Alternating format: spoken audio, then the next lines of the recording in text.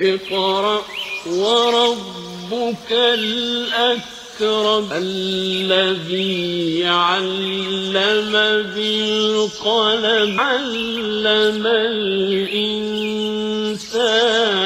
ما لم يعلم. بھٹکل سے منگلور کے درمیان اب سرکاری والوو بس سروس دستیاب. آج ان بسوں کو ہری جھنڈی دکھائی گئی. دو لاریوں کے درمیان تصادم، ڈرائیور زخمی. پانگاؤں فساد کے 43 ملزمین عدالت سے باعزت بری. حتمی فیصلے کے بعد ہم عدالت بالا سے رجوع ہوں گے. مولانا ندیم صدیقی. ISI کے لیے جاسوس کے الزام میں سیتا رام مہیشوری، ونود کمار اور سنیل کمار گرفتار. اہم فوجی دستاویزات برآمد. ترکی شامی ہواباز زخمی حالت میں سرحد کے نزدیک مل گیا. 9 گھنٹے تک سرچ آپریشن چلا.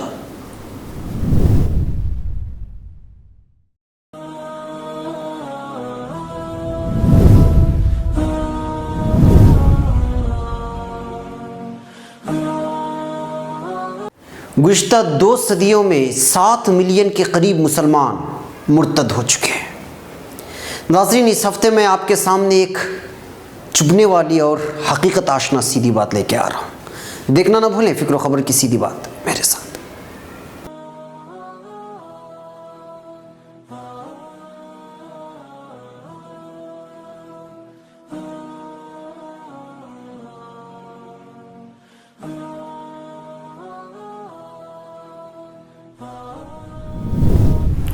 ناظرین، اب خبریں تفصیل سے.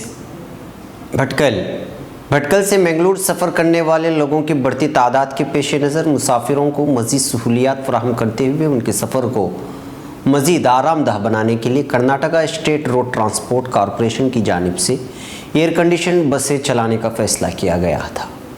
اسی فیصلے کو عملی جامہ پہناتے ہوئے آج صبح 11 بجے صدر کے KSRTC وہ بیندور MLA جناب شری کے گوپال پجاری اور بھٹکل MLA جناب منکل ویدیا کے ہاتھوں ان بسوں کا افتتاح عمل میں لایا گیا اور ان والوو بسوں کو ہری جھنڈی دکھاتے ہوئے اس نئی والوو بس کی سروس کا باقاعدہ آغاز کیا گیا. اس موقع پر موجود لوگوں نے رکن اسمبلی بھٹکل اور رکن اسمبلی بیندور جناب منکل ویدیا اور جناب شری کے گوپال پجاری کے سامنے 225 روپے کرایہ کو زیادہ بتاتے ہوئے اس سلسلے میں لوگوں کے بوجھ کو ہلکا کرنے کا مطالبہ کیا. تو اسی وقت ذمہ داران نے عوام کے مطالبے کو روب عمل لاتے ہوئے بھٹکل سے منگلور کا کرایہ 225 کے بجائے 200 روپے مقرر کیے.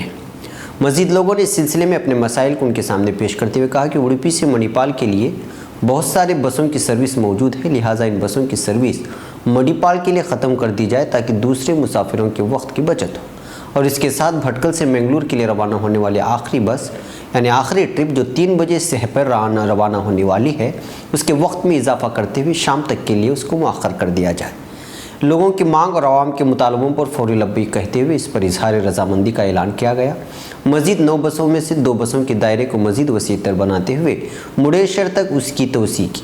خیال رہے کہ اس موقع پر تنظیم کے جنرل سیکریٹری جناب کھروری الطاف صاحب، نائب صدر جناب شاہ بندری عنایت اللہ صاحب، سماجی کارکن قاسم جی نذیر صاحب اور اس کے علاوہ وہاں موجود دیگر عوام نے جناب منکل ویدیا اور جناب شری کے گوپال پجاری کا شکریہ ادا کرتے ہوئے ان کے حق میں نیک تمناؤں کا اظہار کیا. بھٹکل کل رات قریب 11:15 بجے شرالی چیک پوسٹ پر 2 لاریوں کے درمیان پیش آئے سڑک حادثے میں ایک شخص کے زخمی ہونے کی خبر منظر عام پر آئی ہے.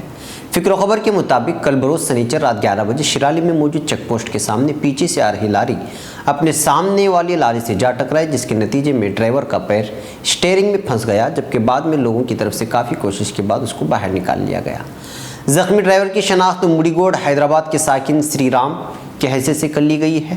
حادثے کے وقت موجود عوام کا ماننا ہے کہ پولیس کی طرف سے چیک پوسٹ پر جو سیفٹی گیٹ رکھے جاتے ہیں وہ آپس میں ایک دوسرے کے بالکل قریب ہیں، جس کی بنا پر بڑی گاڑیاں خصوصاً لاریوں کو وہاں سے گزرنے میں کافی دشواریوں کا سامنا کرنا پڑتا ہے، جس کے نتیجے میں اس طرح کے حادثات رونما ہوتے ہیں.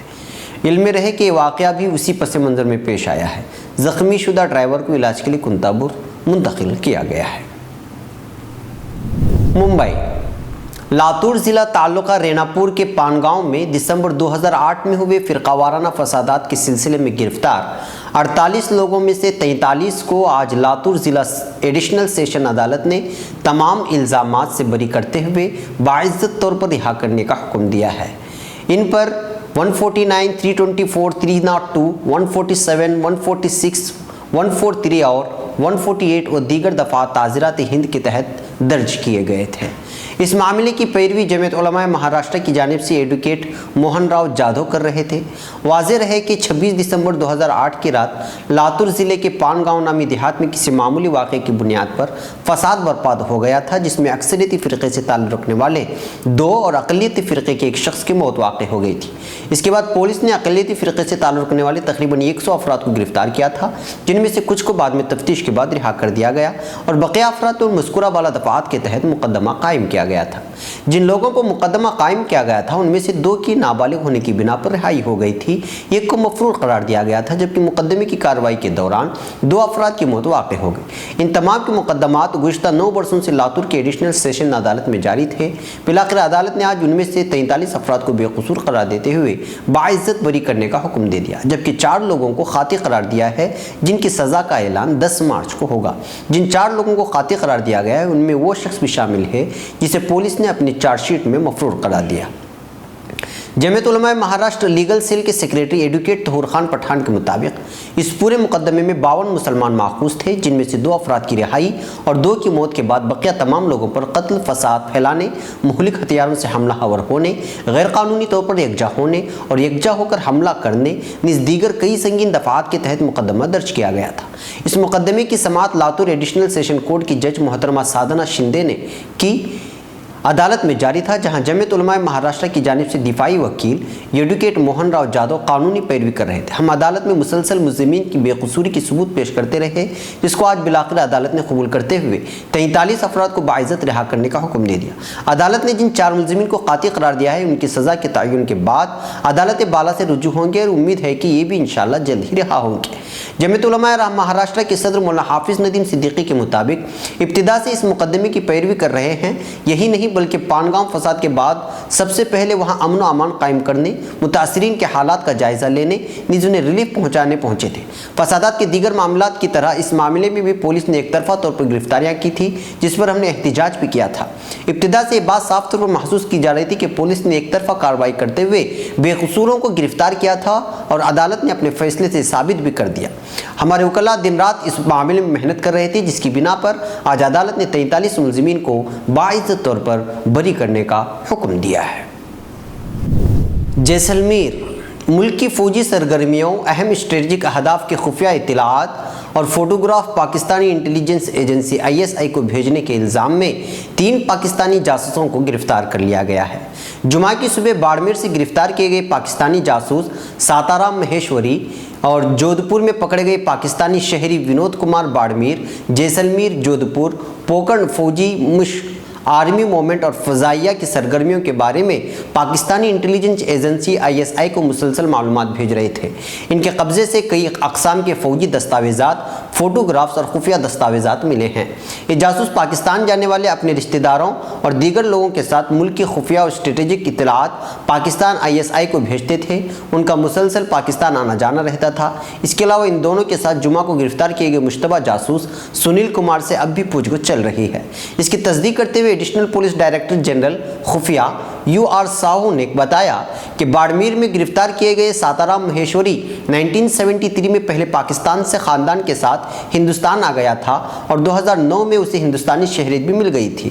وہ ان دونوں باڑمیر کے چوہٹن علاقے میں رہائش پذیر تھا، لیکن گزشتہ کئی دنوں سے اس سرگرمیاں کافی مشتبہ تھیں اور انٹیلیجنس ایجنسیوں کے رڈار پر تھا۔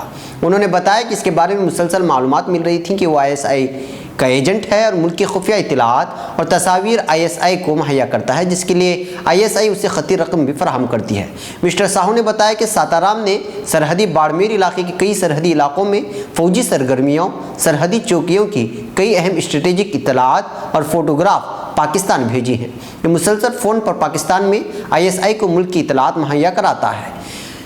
اسے ابھی ہندوستانی شہریت نہیں مل پائی ہے۔ تحقیقات کے دوران جو معلومات حاصل ہوئی ہیں ان کی بنیاد پر یہ باتیں سامنے آئی ہیں کہ ساتارام نے اپنے بھتیجے کو ISI کے حکام سے متعارف کرایا اور اسے بھی قوم مخالف سرگرمیوں کی اسٹریٹجک اطلاعات سرحد پار بھجوانے کے لیے تیار کر دیا۔ ترکی میں حکام نے اتوار کی صبح شامی لڑاکا طیارے کے اس ہواباز کو تلاش کر لیا جس نے اپنے طیارے کے گرنے سے قبل پیراشوٹ کے ذریعے چھلانگ لگاتی تھی۔ شامی حکومت کے زیر انتظام فضائیہ کا یہ طیارہ ہفتے کے روز ملک کے جنوبی صوبے حاطے میں انطاکیہ کے نواحی علاقے میں گر کر تباہ ہو گیا تھا۔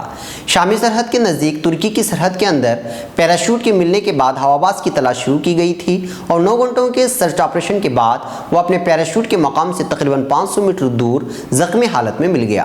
ذرائع کے مطابق ابتدائی طبی امداد فراہم کیے جانے کے بعد شامی ہواباز کو علاج کے لیے حاطے کے سرکاری اسپتال منتقل کر دیا گیا۔ ذرائع نے تصدیق کی ہے کہ تباہ ہونے والے طیارے میں ایک ہواباز سوار تھا۔ شام میں بشار حکومت نے ہفتے کی شام فضائیہ کی ایک میگ 21 طیارے کے ہواباز سے رابطہ منقطع ہو جانے کا اعلان کیا۔ اس سے قبل مسلح شامی اپوزیشن نے اعلان کیا تھا کہ اس نے ترکی کے ساتھ سرحد کے نزدیک ملک کے شمالی مغربی سورہ ادلب کے نواحی علاقے میں شامی حکومت کا ایک لڑاکا طیارہ مار گرایا ہے۔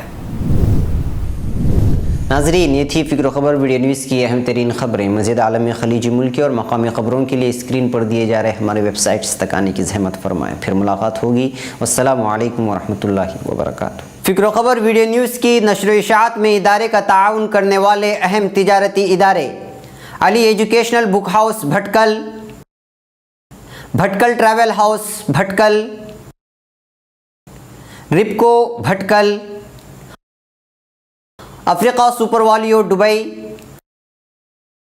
اسٹار وے ٹریڈنگ دبئی، خالد قمیص عبداللہ ٹریڈنگ دبئی۔